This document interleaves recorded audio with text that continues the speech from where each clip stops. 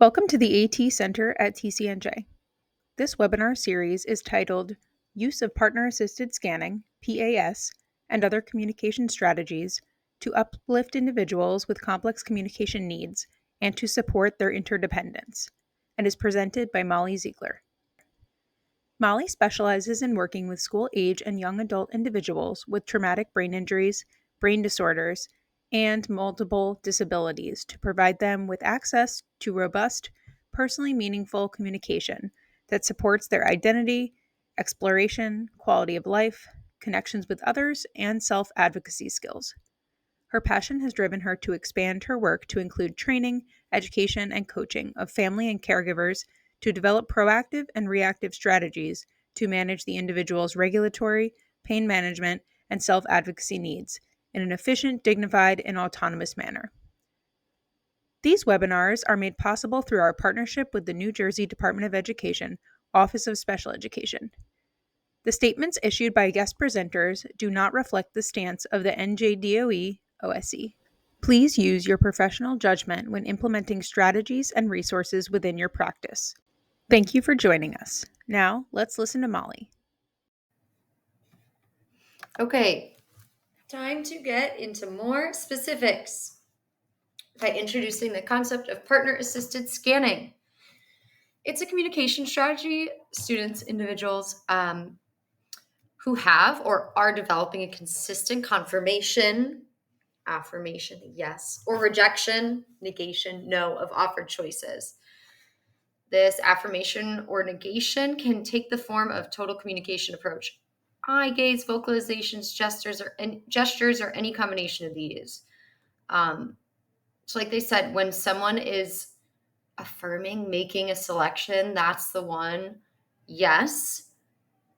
They could be vocalizing that with They could be opening up their eyes. They could be slightly turning their head. It's whatever has become a pattern. It's whatever system they've kind of formed to let someone know, like, oh my gosh, that's it. I'm affirming what you're saying to me.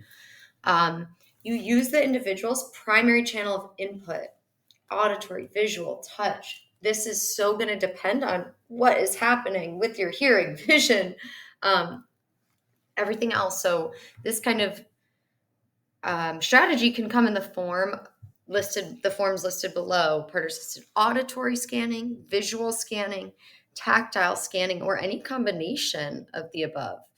So an auditory choices are being presented auditorily. Someone is just reading them out. Someone is hearing the options and then affirming. In visual scanning, someone is looking at options and then affirming. There's auditory and visual scanning where you're both hearing the options and looking at them and affirming. And there's also tactile scanning,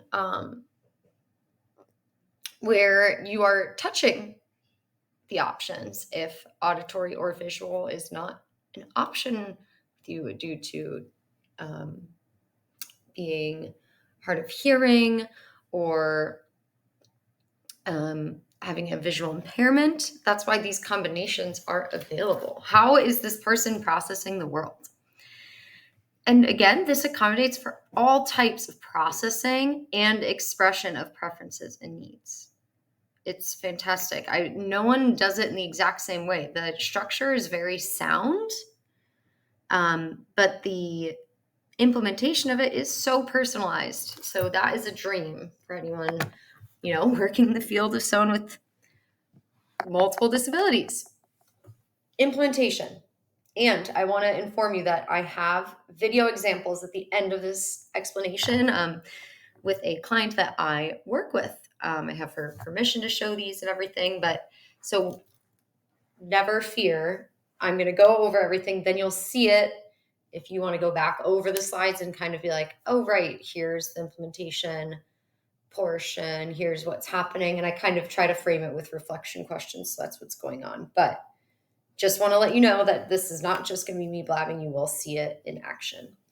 All right. So in implementation, the partner presents options visually, auditorily, tactually, or with some combination, like we just said.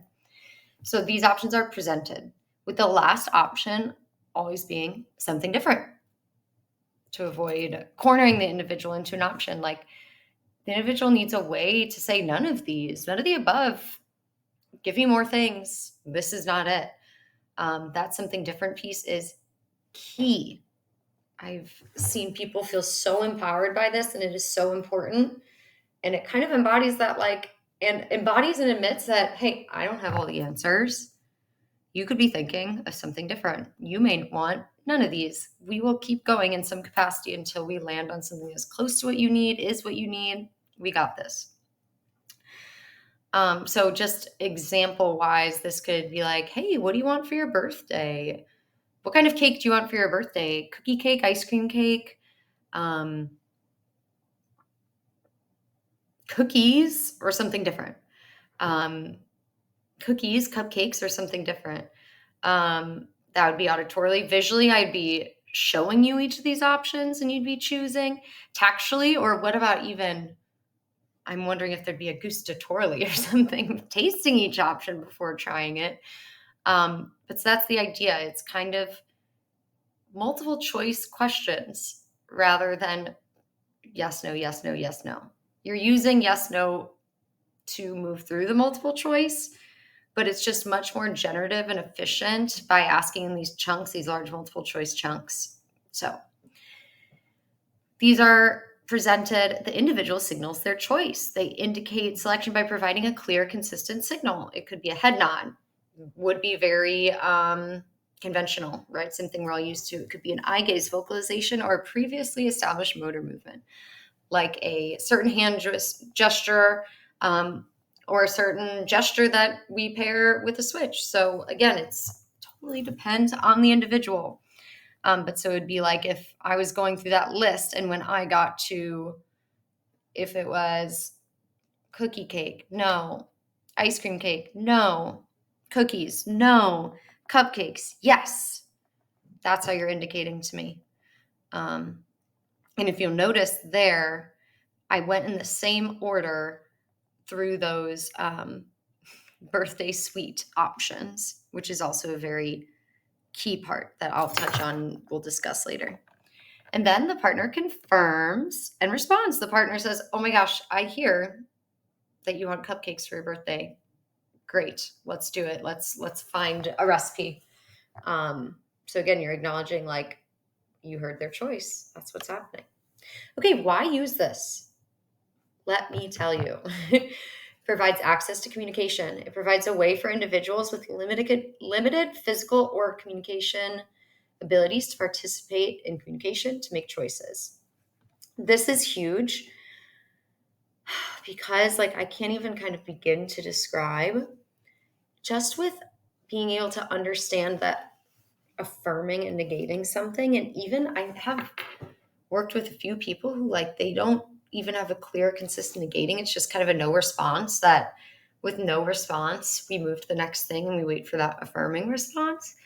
But with simply a affirming response and the use of partner-assisted scanning, in these clear, consistent options that they're being offered, it totally unlocks their world and their participation in the world, their experience of the world. And we even do it, another example of to do writing of yes, you choose from words in that same manner. You could be do you want to write a letter, an email, a text, or something different? Should we ask a question, tell a joke, share a memory, or something different? It's just so generative. And as long as the person has understanding of the options you're giving them and you've pre-taught them, you've discussed them, they know that what those options are and they are meaningful to them, then there's nowhere to go but up. It's also a developmental tool. It can be used as a stepping stone toward more independent communication methods, including the use of high-tech devices, which is really key. So again, that no, yep, next, that's the one. That thought process, that's what our brains are doing all day I'm looking for something, I'm thinking of a thought, we're filtering through things until we arrive at something. So it's just an excellent skill to be teaching for whatever lies in the future ahead for them, communication wise or anything else. It's also a possible backup system for if someone does use an AAC device, a high tech speech generating device. As long as you have like a printout of a lot of the vocabulary that's on there, you can be offering the vocabulary from on there. Okay, do you need to go to the quick fires page, my phrases page, descriptors page, somewhere different? You are offering them consistently in the same order and they're choosing. Flexibility can be adapted to various situation and individual needs. It's incredibly versatile. You can do it on the fly, totally on the fly. And ideally, I just want to touch on this before we go into key elements. Ideally, these options you're offering, which you'll kind of see next in the video, we want them to be from a source, such as a communication system that a student has or is building, some sort of consistent place we're pulling all these ideas, vocabulary, phrases, parts of speech from, so that the student, person, individual is being offered the same choices. If they do want to do a writing activity and they're right and like the type of writing they're going to do, those choices change depending on who they're with, of like, oh, I never think to write letters, so I never offer that. I only offer them texts and DMs. That's not really fair to the student. That person is not having is not having access to the things that they care about. They're a little bit subject to the knowledge base and the day-to-day thinking of whoever they're working with. So if you have a list or a communication device that has writing, types of writing, with those options, then everyone can be offering the same things. And that list can continue to grow and be edited in accordance with the individual's writing interests. Key elements for effective partner-assisted scanning. Clear communication partner skills. I love that this is number one. This cannot be done if the communication partner is not clear and effective. It's crazy. It's awesome. It pushes us to be our best. Partners need to be trained to present options effectively. And by effectively, we mean consistent order, clearly, confidently. You need to observe subtle cues and respond appropriately. We need a reliable or developing for affirming response. They need a reliable way to indicate their choice, whether it's yes, no response or another established signal. And meaningful communication opportunities. This should be integrated into everyday activities, interaction, promote engagement, learning, autonomy. Boom. You can even ask, like, how do you want to say hi? Hi, hey, or what up, what up? Again, hopefully those are all in your device, so you're pulling the same opportunities every time, but like give those like fun and exciting opportunities to have control over what's happening in their environment. Okay, and next up, I will give you some examples from my wonderful this wonderful client that I work with who is an expert at all of this and will teach you the importance of these key elements and why we should use it. Thank you for joining us. Are you a New Jersey educator looking for support or professional development tailored to your district's AT needs? We offer free, customized training and coaching for NJ teachers, paraprofessionals, and families. From hands-on workshops to individual classroom support and small group facilitation, we're here to help. Visit us at atcenter.tcnj.edu to learn more. Have a question? Contact us at atcenter@tcnj.edu. Please like this video, leave a comment, and subscribe for more content on all things assistive technology.